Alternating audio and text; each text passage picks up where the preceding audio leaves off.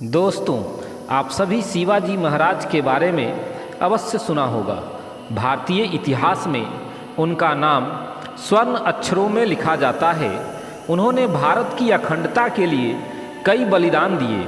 आपने उनके बारे में पढ़ाई कहीं से भी पढ़ा होगा, लेकिन अगर आपकी जानकारियों में वक्त की धुंधलाहट आ गई है तो अब वक्त है उसको मिटाने का। इस वीडियो में हम शिवाजी महाराज के बारे में संपूर्ण जानकारी आपको देंगे। तो आइए शुरू करते हैं। शिवाजी महाराज भारत के इस पावन धरती पर कई महान राजा और राजनीतिक में सबसे श्रेष्ठ हुए, जिन्होंने मातृभूमि की रक्षा के लिए हंसते हंसते अपना सर्वस्व बलिदान कर दिया। परंतु जब भी कभी पराक्रमी हिंदू मराठा राजाओं की बात होती है तो वीर शिवाजी का नाम सबसे पहले लिया जाता है। लोगों ने अपनी अपनी कल्पना के हिसाब से इनकी अलग अलग छवि बनाई है, परंतु हम उन भारतीय गणराज्य के महान नायक के रूप में जानते हैं।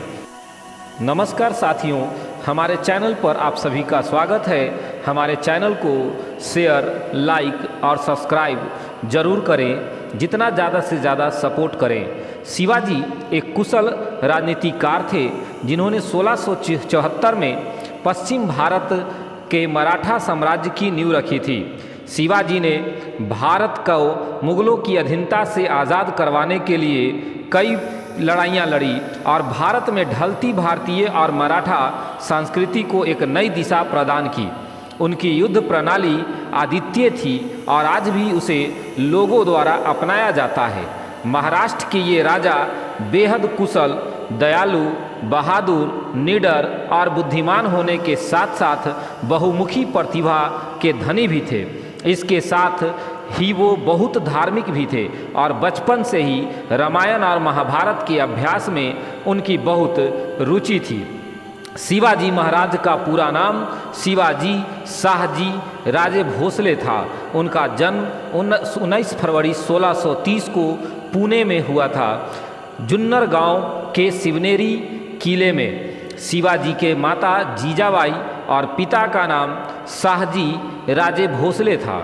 उनकी मां जीजाबाई सिंध खंड के लुखुजी जाधव राव की बेटी थी। वे बहुत असाधारण और बहादुर महिला थी। उनके पिता शाहजी राजे बीजापुर के सुल्तान की सेना में सेनापति होने के साथ साथ एक महान सामंत भी थे। शिवाजी के बड़े भाई संभाजी थे। अधिकतर समय अपने पिता के साथ रहते थे। शिवाजी का नाम उनकी माता ने अपनी भगवान शिवाय के प्रति अनन्य भक्ति के चलते रखा था। महाराज शिवाजी का बचपन उनकी मां की छत्र छाया और मार्गदर्शन में बीता। उनके व्यक्तित्व पर उनकी मां का बहुत प्रभाव था। माता जीजाबाई उन्हें धर्म से संबंधित और युद्ध कौशल की कहानियां सुनाती थी। वे उन्हें हिंदू धर्म के महान ग्रंथ जैसे रामायण, महाभारत के बारे में भी बताती थी, जिससे वे बहुत प्रभावित होते थे।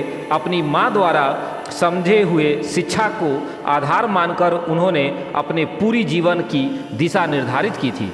इस दौरान शाहजी राजे ने अपनी पत्नी जीजाबाई और पुत्र शिवाजी की जिम्मेदारी दादाजी कोंडदेव को सौंपकर कर्नाटक चले गए। दादोजी ने शिवाजी को युद्ध कला यानी निशानेबाजी, तलवारबाजी और घुड़सवारी की तकनीकें सिखाई। साथ ही शिवाजी महाराज को संस्कृत और राजनीति की भी उचित शिक्षा दिलाई गई। शिवाजी बचपन में अपने मित्रों के साथ युद्ध करके किला जीतने का खेल खेला करते थे। जैसे जैसे शिवाजी बड़े होते गए, उनका खेल वास्तविक रूप लेता गया। उनके कंधों पर हिंदू और मराठा साम्राज्य को आगे बढ़ाने की जिम्मेदारियां आ गई। समय के साथ उनकी बुद्धिमानी और चतुराई भी बढ़ती चली गई। किलों का कॉन्सेप्ट भारत में मुगलों ने शुरू किया था और शिवाजी ने समझ लिया था कि अगर भारत को मुगलों के चंगुल से आज़ाद करवाना है तो पहले किलों पर फतह हासिल करनी होगी। उन्होंने शुरुआत में मालवा क्षेत्र के योद्धाओं की मदद से अपनी सेना बनाई और बहुत सी लड़ाइयाँ जीती। 1640 में निम्बलाकार परिवार की साईं बाई से शिवाजी महाराज का विवाह हुआ। उसके बाद 1645 में शिवाजी द्वारा हिंदवी स्वराज्य का विचारधारा प्रस्तुत की।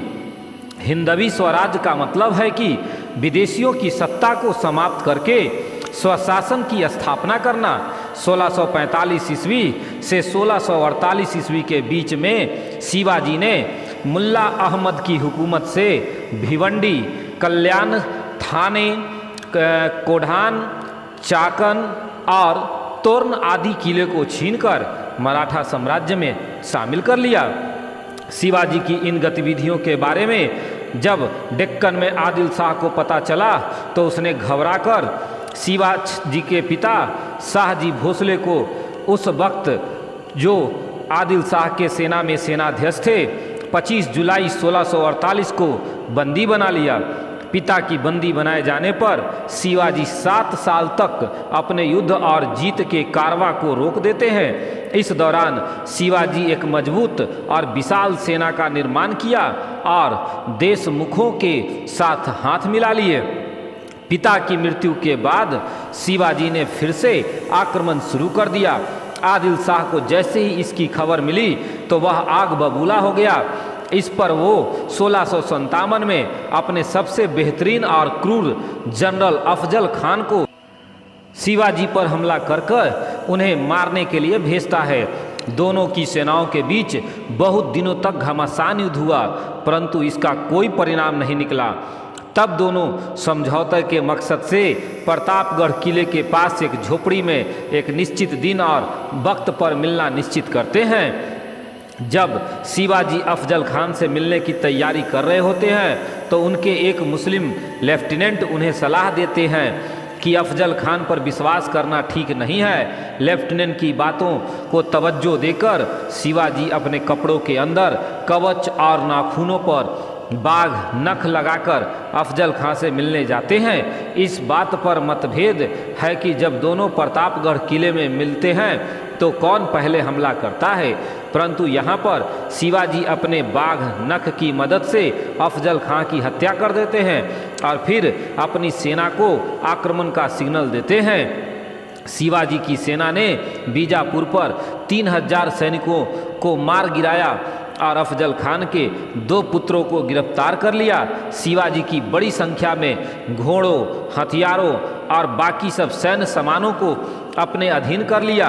इस तरह 10 नवंबर 1659 में शिवाजी की सेना ने कोंकण और कोल्हापुर की तरफ कूच किया और बीजापुर सेना को हराकर पन्हाल के किले पर फतह हासिल कर ली थी। परंतु 1660 में आदिल शाही सेना की सिद्दी मसूद के नेतृत्व और अंग्रेज और मुगल की मदद से उन्होंने शिवाजी की सेना को पन्हाल किले से बाहर खदेड़ दिया। इसी के चलते 1663 में पावनखिड़ी का युद्ध लड़ा गया। अपनी लगातार कोशिश के बाद शिवाजी की सेना आखिरकार 1673 में किले को वापस हथियाने में कामयाब हो गए। शिवाजी की लगातार जीत के बारे में सुनकर मुगल शासक औरंगजेब विचलित हो जाता है। वो बहुत बार शिवाजी को समझौते पत्र तोहफे आदि भेजता है, परंतु शिवाजी मुगलों को खिलाफ रहने का फैसला करते हैं। तब 1660 में औरंगजेब अपने मामा शाइस्ता खां को शिवाजी से युद्ध के लिए भेजता है। शाइस्ता खां अपने 80,000 सैन्य दल और बीजापुर के सिद्दी जौहर की सेना और अंग्रेजों की मदद से पुणे पर शिवाजी राव और उनकी सेना को खदेड़ने में कामयाब हो जाता है। परंतु 1663 में शिवाजी वापस आते हैं और शाइस्ता खान के खिलाफ सर्जिकल स्ट्राइक छेड़ देते हैं। शाइस्ता खान मुगल सेना के साथ वहां से भागने में कामयाब हो जाता है, परंतु उसकी 3 अंगुलियां कट जाती है। इस तरह शिवाजी महाराज पुणे में वापस अपना प्रभुत्व वापस हासिल करने में कायम हो जाते हैं। मामा शाइस्ता खान की शिवाजी से हार के बाद औरंगजेब राजा जय सिंह को शिवाजी के पास भेजते हैं। राजा जय सिंह 15,000 सैन्य बलों के साथ शिवाजी के पुरंदर के किलों को पूरी तरह से घेर लेता है। तब शिवाजी को सरेंडर करना पड़ता है और दोनों के बीच पुरंदर की संधि होती है। इस पर शिवाजी महाराज अपनी शर्तों के साथ मुगल से हाथ मिलाने के लिए हामी भर देते हैं। पुरंदर की संधि के आधार पर शिवाजी अपने 9 साल के बेटे सांबाजी के साथ 12 मई 1666 को औरंगजेब से मिलने आगरा गए, परंतु औरंगजेब की चाल के मुताबिक शिवाजी महाराज का उसके दरबार में बहुत अपमान हुआ। किसी ने भी उसको नहीं पहचाना और मनसबदारों के पीछे खड़ा कर दिया। पर शिवाजी गुस्से में आग बबूला होकर बाहर चले गए और औरंगजेब यही चाहता था। इसकी प्रतिक्रिया स्वरूप औरंगजेब ने शिवाजी महाराज को आगरा में नज़रबंद कर दिया, परंतु अपनी कुशलता और चतुराई से शिवाजी वहां से भागने में कामयाब हो गए। फिर 3 साल शांति बनाए रखने के बाद 1970 में शिवाजी ने फिर से मुगलों और अंग्रेज़ों के क्षेत्रों पर हमला करके उन्हें हथियाने शुरू कर दिए। 6 जून 1674 को रायगढ़ में शिवाजी का भव्य राज्याभिषेक हुआ। इस दिन उन्हें छत्रपति की उपाधि दी गई। पहले इसमें लोगों ने बहुत विरोधाभास हुआ कि शिवाजी क्षत्रिय की पदवी के लायक नहीं है, क्योंकि वो एक किसान के परिवार थे, परंतु बाद में सबने एक मत होकर शिवाजी महाराज का राज्याभिषेक करवाया।